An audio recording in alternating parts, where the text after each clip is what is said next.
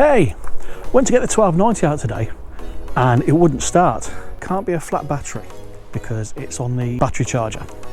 So what else could it be? Keyfob battery. So as you see, we get nothing and an amber light flashes on here. You've got your little wireless symbol down here on the fairing. Place the fob over it, give it a few seconds, and it springs to life. But it didn't tell me the battery was low in the key fob. So let's change it anyway and see what difference it makes. So first off, you want a 2032 flat battery. To take this apart, you flick the blade and then you push downwards and lift it off.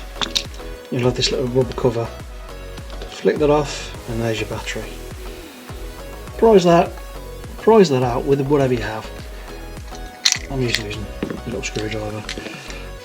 Get your new one, drop it in, get the little rubber plug, put it over the top,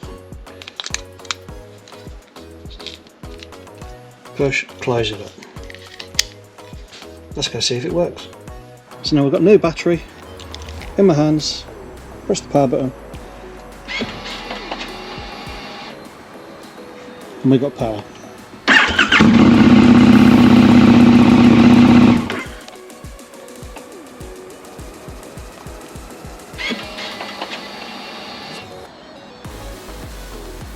Bike now starts. Brought down to the Keyfob battery. I hope this has been some help. Take care, ride safe.